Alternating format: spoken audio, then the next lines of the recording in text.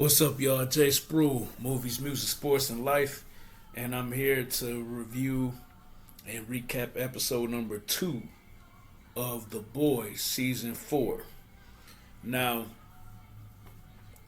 for those of you who sat through that long one that I did, I'm gonna try to make this one a lot shorter. But I will say this episode is not as good as episode 1.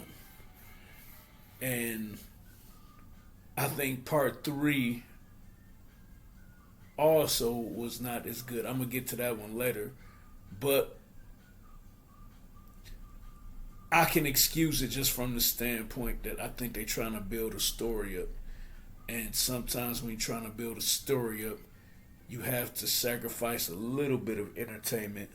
But nonetheless, let's get into it.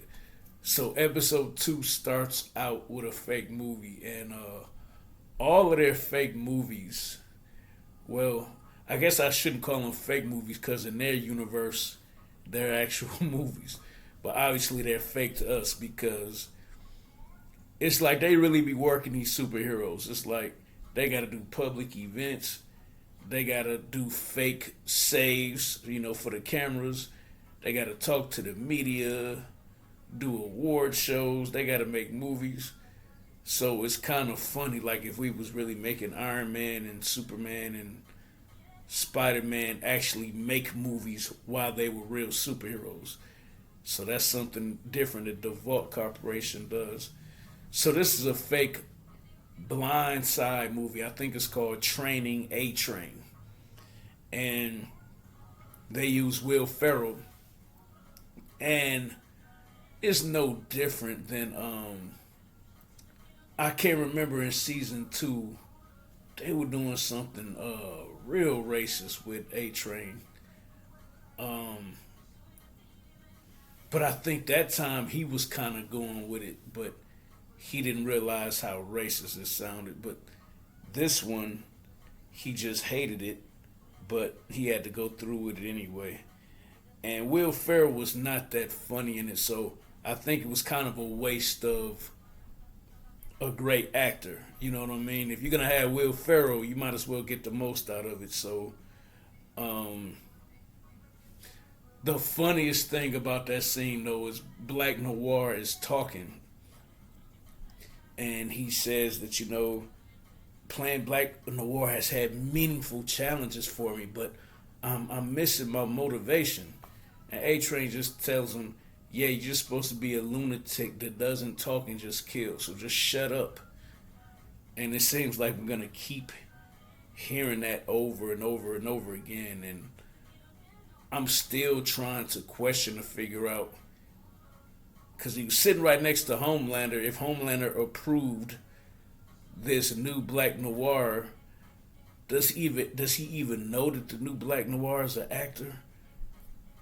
Because it seems like he asking everybody else what is he supposed to be doing except Homelander. It's so bizarre. So we have the plan that Sister Sage came up with, and as a result, one of Starlight's friends got beaten badly. And then the news blamed 2 black men. Of course, I'm going to say me. I always get blamed. I'm a black man, for the murders of the 3 people that they found. But it was typical. And I think when they kind of transition over to the scene with Huey and his mom, I hope you guys agree with me. It was ineffective. We didn't care. It's like Huey isn't interesting to us when he's talking to his mom or his dad. He's interesting when he's talking to Butcher, A Train, Starlight, Vanessa Newman. But we really don't care too much about you sitting up in the hospital with your mom and abandonment issues. So, fast forward. They are having a meeting with Butcher, And Mother's Milk lets him know you've been lying to us for 6 months. I'm presuming about the fact that he was shooting up Temp V to have superpowers. And they basically tell him that you're fired. And he didn't seem to handle it too well, but I guess that's the thing about the boys that's very interesting is when you really break them down outside of killing is his name Translucent, the invisible suit from the seven, of sticking some dynamite up his butt. If you really break down the boys, how was this even a premise? You know, that they didn't name the show The Seven. They didn't name the show Homelander. They named the show The Boys. These regular human beings like me and you, they're supposed to be fighting up against them. But what do they really do? Like, you just fired Butcher from The Boys.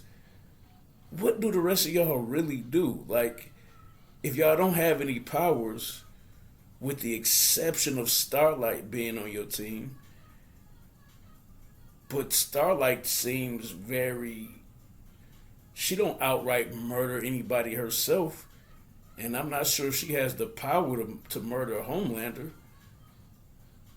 So what do you guys do? It's kind of a funny concept. So they switch over after Butcher got fired from the boys.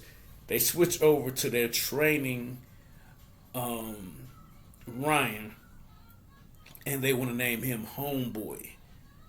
You know, to connect that to Homelander, and that is an atrocious title. They bet not call him Homeboy. And the key that comes to that is that when he's training with Coy, he kind of does like that. He says, "Hey, hit me with your full might next time. I can handle it." So that was a foreshadowing moment.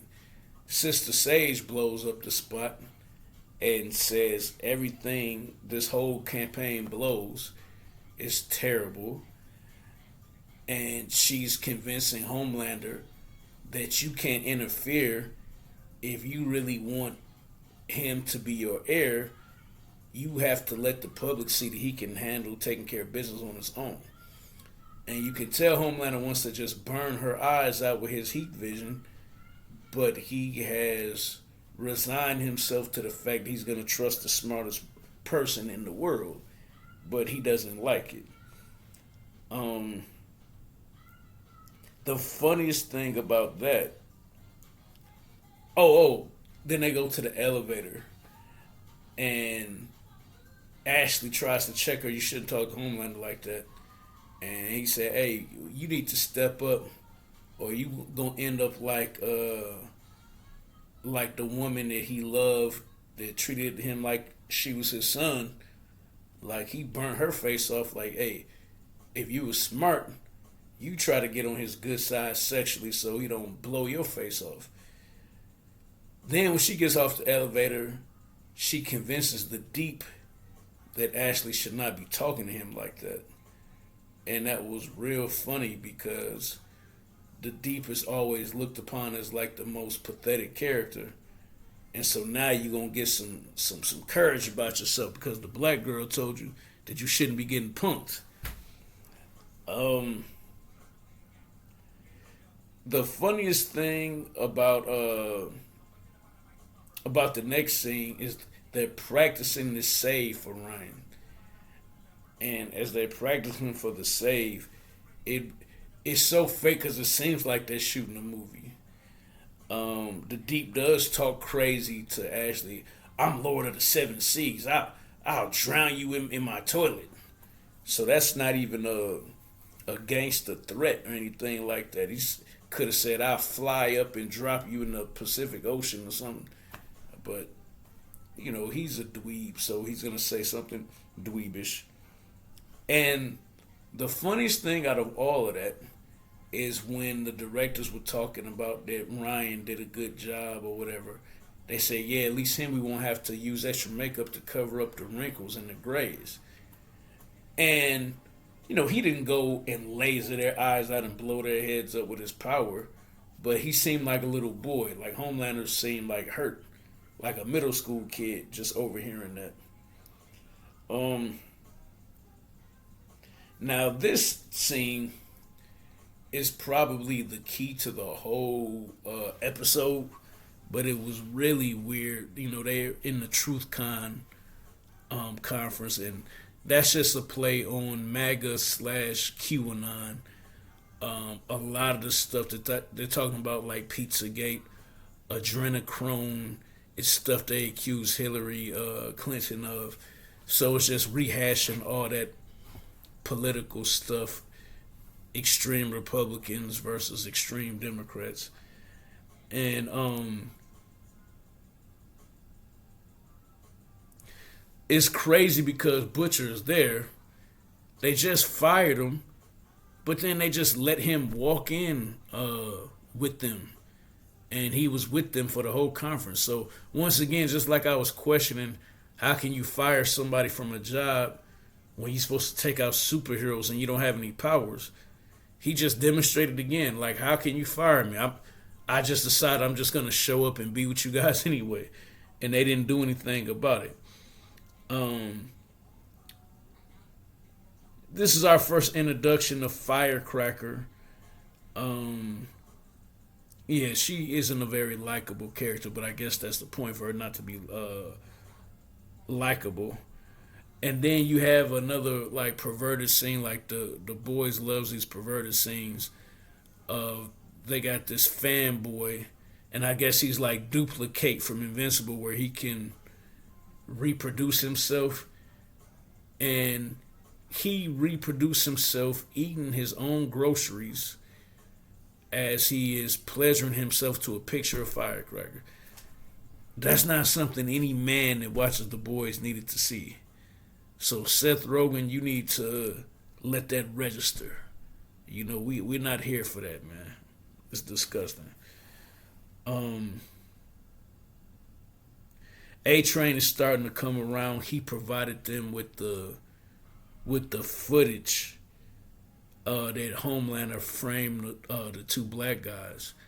So what we have to really think about, if Homelander threatened to kill A Train just because he was talking about him under his breath, and he did kill Black Noir for not telling him that Soldier Boy was his genetic father, what do you think Homelander's gonna do to A Train if he finds out that he unfoiled that setup right there? Like, that's not gonna end well. They have a crazy fight with I'll call him Duplicate, since I don't know what his name is, and I'll compare him to Duplicate. And once again, us fellas didn't need to see this, but he was fighting all of them butt naked, and there was so many of them. He kept duplicating himself, and then one of them stood up and say, "Not Prime."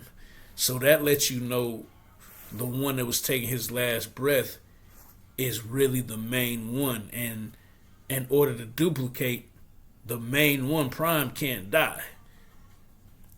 And they got him. And so it was over with. And then once they got him, that's when Butcher kind of later on, he kind of showed up and saved the day. He was the main one to help kill Duplicate. And so when Mother's Milk thanked him, it just makes you think, well, I guess they're gonna be back together. And the last scene of significance is Homelander comes home and he sees that Ryan is crying. And he thinks he's crying because the save didn't go that well, or I came and jumped into the scene when I wasn't supposed to. I was supposed to let you have your moment. I stole your moment. And he comes out to find out that he's upset because he killed, is it Kaio? I'll just call him Kaio because I think that's how you pronounce the name. The same who told him, "Don't hold back. You can really push me." But Homelander told him to push him really hard, and he ended up killing him.